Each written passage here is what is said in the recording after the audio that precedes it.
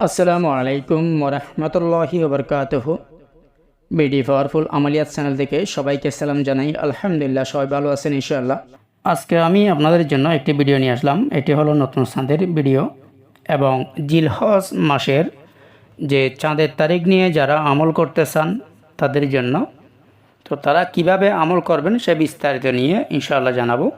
এবং অবশ্যই মনে রাখবেন, আমলের সময় সব সময় আমি বলে থাকি আমলের জন্য যেগুলো প্রয়োজন, যে সমস্ত জিনিস প্রয়োজন সবগুলি সংগ্রহ করেই এরপরে আপনারা আমল করবেন।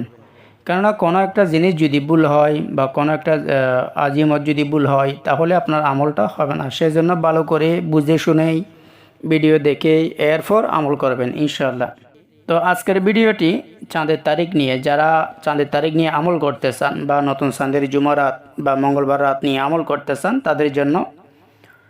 তো এই জিলহজ মাসের যে চাঁদের তারিখ নিয়ে যারা আমল করবেন, প্রথমত যারা নতুন চাঁদের মঙ্গলবার রাত নিয়ে আমল করতে চান তারা 24শে মে 2026 ইংরেজি যেদিন রবিবার শেষ হবে সেদিনই আপনারা নতুন চাঁদের মঙ্গলবার রাত হিসাব করে আমল করবেন।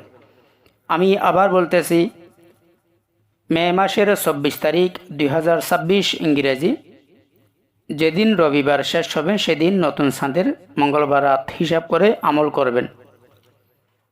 তাহলে যারা নতুন চাঁদের মঙ্গলবার রাত নিয়ে আমল করবেন তারা অবশ্যই বুঝে গেছেন কিভাবে আমল করতে হবে।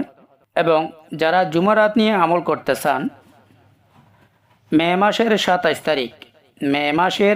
তারিখ যেদিন বুধবার শেষ হবে সেদিন নতুন চাঁদের জুমারাত হিসাব করেই আমল করতে হবে।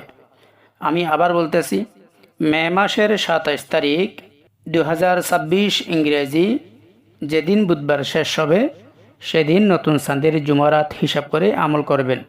এখানে অনেকে বলে থাকেন যে একদিন আগে কেন বলেন। তো ভাই, আমরা প্রত্যেক চাঁদেই একদিন আগে হিসাব করি।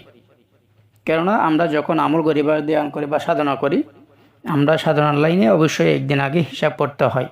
তাই আপনাকে একদিন আগে হিসাব করে জানানো হয়েছে।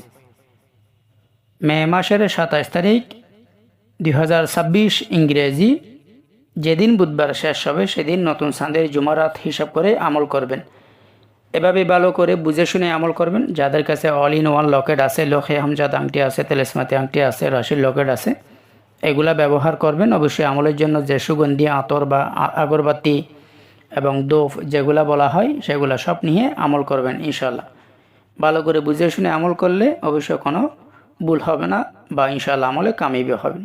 আর মনে রাখবেন, আজিমত মুখস্থ থাকতে হবে, চোখ বন্ধ করে আজিমত পাঠ করতে হবে। তো ইনশাল্লাহ আমি সামনে আরও নতুন কিছু সাধনার আমল দেব, অবশ্যই দোয়া করবেন ইনশাআল্লাহ। আসসালামু আলাইকুম ওরহমতুল্লাহি ওবরকাতুহু। জাযাকাল্লাহু খাইরান। আল্লাহুম্মা আরহামনি বিরহমাতিকা ইয়া আরহামার